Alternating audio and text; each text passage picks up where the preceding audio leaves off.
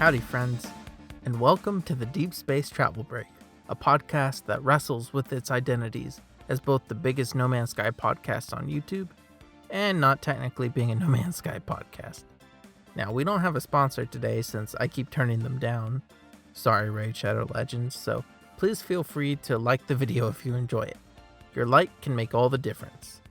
On today's episode, we have a lot to cover. So firstly, I've been out of the country for a couple weeks and unable to work consistently since about April. So I may or may not have forgotten how to make videos, bear with me. I'll talk about that near the end of the show for those interested, as well as give a channel update. In the last 2 weeks though, a lot has happened. Sean tweeted Apple's No Man's Sky released on tons of Apple devices. The next expedition has been Datamined, and Sean even gave us a hint about the next update, which is just around the corner. Oh yeah, and I may have reached 20,000 subscribers. Thank you, everyone. Holy moly, lots of topics today. It's good to be back. I'm Kanaju, and this is the Deep Space Travel Break, episode 22. Let's start with the biggest news first. No Man's Sky Mac. On Monday, May 29th, Sean booted up the hype machine by tweeting a single red Apple emoji. And of course, everyone knows that an emoji teases an imminent update to the game. Sometimes it's an obvious clue, and sometimes it's barely related to the content at all. In this case, though, it was really obvious what it meant. At last year's Apple Worldwide Developer Conference, it was revealed that No Man's Sky would be coming to Mac OS later that year. Of course, it was delayed, but Sean stated on multiple occasions that the team was still hard at work on their Mac port. So of course, when Sean tweeted an Apple, the much anticipated release on Apple devices was all but confirmed. Sean also tweeted a green Apple emoji soon after, but I'll return to that point in a minute. First, let's take a look at what No Man's Sky Mac version 4.25 brings to the game. Released on June 1st, 2023, No Man's Sky Mac brings the popular sci-fi game to a bevy of macOS devices, as well as cross-save features for those who already purchased it through Steam. That's right, if you already own No Man's Sky on PC through Steam, you can now play it on supported macOS devices, free of charge, which is a nice perk. And on top of that, it's a complete port of the game. Last year's Switch port was pretty cool, but it notably excluded multiplayer, settlements, Nexus missions, and all the content and rewards associated with those features, although some of them were added back in later. No Man's Sky Mac, on the other hand, is the complete package. You're getting all 7 years of updates and the promise of, quote, future updates to release simultaneously on Mac going forward. Of course, promise being my word in this case. If a patch releases like 3 hours later on Mac compared to Xbox or something, I don't think that's any reason to whine on Twitter. Let's be real here.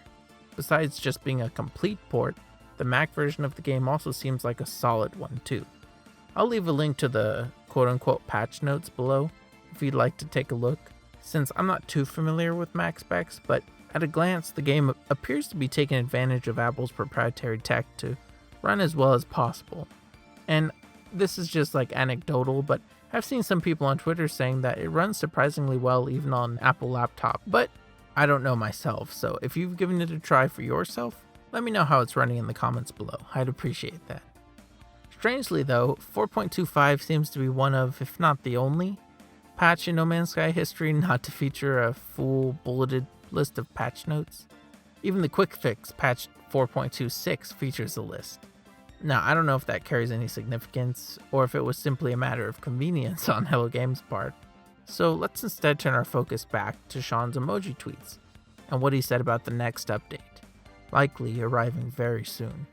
After Sean tweeted his red apple, some people began to speculate about why he chose the red one over the green one. So just 4 hours after tweeting the red apple, he tweeted a green one. The plot thickened. He followed this up a couple days later on May 31st by tweeting both apples simultaneously.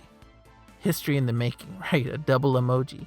But the next day, June 1st, the day of the update, he tweeted his usually howdy, that weird emoji cowboy guy, made exclusively of red apples. People also noted that his tweet announcing the update only included the red apple. This has led some folks to speculate that the second apple was his way of saying that there's still a second piece of content coming right after the Red Apple. With Apple's WWDC taking place this coming week, it's possible that there actually is another Apple-related announcement on the way. Some folks have speculated that it could be the announcement of a new Apple headset with No Man's Sky support. That'd be pretty sweet. But whether or not that's the case, people are right about one thing. There is definitely more content just around the corner. The morning of the update, Sean tweeted, "We've got a little something just about to drop, and then another surprise in the very near future. The roadmap for the coming year is busy, lots to look forward to." Now, the little something was obviously the Mac update, but the another surprise could theoretically be anything. It could be an expedition, could be a full update, it could be a merch drop, it could be Sean's OnlyFans. You just never know with Hello Games. Or do you?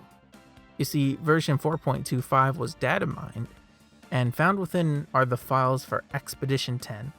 I'll cover those details in the next topic, but that's practically confirmation that we'll be seeing an Expedition relatively soon.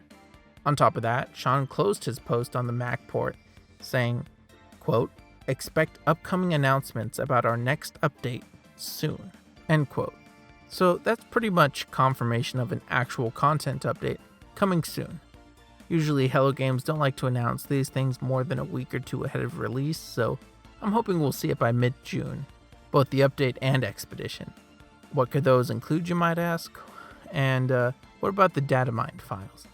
Well, if you're curious, let's talk light spoilers, because I'm excited. If you'd rather be completely surprised though, please use the timecodes below to navigate to the 20k subscriber special.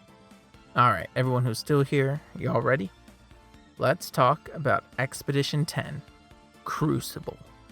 First off, that's a killer name, and it directly suggests we'll be forging something, or that will be forged, or something like that. The Datamined Expedition patch is an interesting one, as it depicts the Atlas in the background, with the icon from Interceptor's harmonic camps in the foreground. Further, Datamine suggests that we'll be dealing with the autophages and their various robotic body parts. In order to avoid spoiling too much for myself, I only looked at a few images. Everything you see is courtesy That Bomber Boy on Twitter. Thank you so much. Link in the description, of course, but speaking of which, he recently uploaded some pretty interesting sound files that were Datamined as well. Take a look if you're interested, if you don't mind spoilers yourself. Considering Interceptor brought so many mysteries to the table, including the promise of an evolving story, I'm hoping this next update is a direct continuation of that theme. Hopefully we'll actually see the autophages in action this time. And who knows, maybe we'll see some new space stations as well, right? Now, I'd love to speculate about the new features or system types or space stations that we might see, but honestly, just like the rest of us, I don't know what's coming next. And besides, when this video actually reaches you, it may already be teased or it may already be released, so I'll leave the speculation to the experts. Just remember to keep your expectations in check as always. And do let me know if you have any ideas in the comments below. Just because I'm not speculating doesn't mean y'all can't. While you type that out, I'd like to take a minute to thank y'all for helping me reach 20,000 subscribers. I almost can't believe it. Now, I know I shouldn't measure my worth by metrics that are out of my control, frankly, but holy cow, 20k feels like an achievement. And not just mine. I always say that I make the videos, but y'all make them successful. And that's completely true. For my videos, for my channel, I put the content out, but after that, it's really out of my hands. Your likes, your comments, your well wishes, and support, that's the part that makes a difference. So, thank y'all. All of y'all. Even the roughly 90% of y'all that aren't subscribed. All of you made this possible. Now that I'm back in town, I look forward to making more videos. More No Man's Sky, maybe some more Fall Guys showcases, Assassin's Creed videos, Bioshock content, plenty more. Like 90% No Man's Sky though, don't worry, of course, but other passions too when I get the chance. Speaking of which, what should I do to celebrate 20k? My knee-jerk reaction is a live stream. Perhaps I'll stream the upcoming update, going in blind, or maybe some base visits, or reading your unanswered comments live. I don't know yet. I just returned home this morning after being away for a couple weeks, so I may need some time to sort things out first. Speaking of which, you may be wondering where I was all this time. Well, over the last month, a lot has changed. Fair warning, this part of the show is personal news. Some bad, some good. But let's start with the bad. So, trigger warning for those who have recently lost parents. Over the last month and a half, my father-in-law was diagnosed with FOT and lost his battle with acute myeloid leukemia. So during that time, my wife was in Mexico, supporting her family, caring for her dad and being just the best daughter in the world.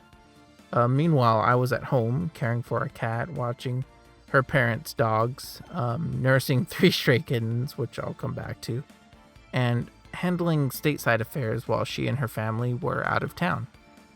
Now, a couple of weeks ago, I joined her in Mexico because her father's outlook had worsened. So we spent the last couple weeks of his life in his favorite place, deep in the woods of Jalisco. And we made sure that he was as comfortable as possible, surrounded by the people he loved who love him. Now, I don't really want to go into more detail, but obviously that was a difficult time for everyone. And it's still difficult right now. But I wanted to say that I'm genuinely grateful that I have a job that allowed me to just unplug for 2 weeks straight, because that's quite the privilege. And I do mean unplug, because there was almost no connection out there, like 10 kilobytes a second on a good day.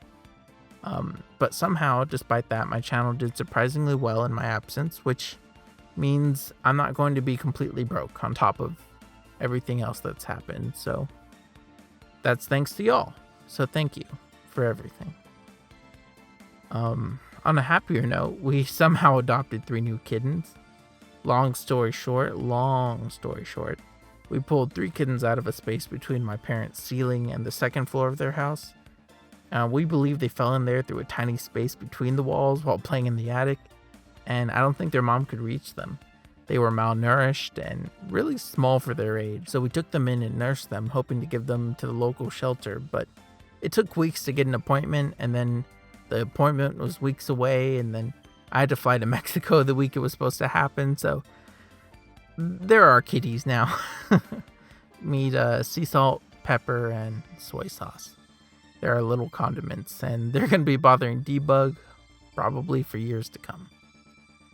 But to return to YouTube, sorry about that, given everything happening with my family emergency, caring for the kitties, the dog, my own cat, and all of my regular work, which really piled on last month, I really couldn't produce much content in the last month. And I know that's not the biggest deal, but, speaking as a YouTuber right now, I just wanted to give an explanation for that.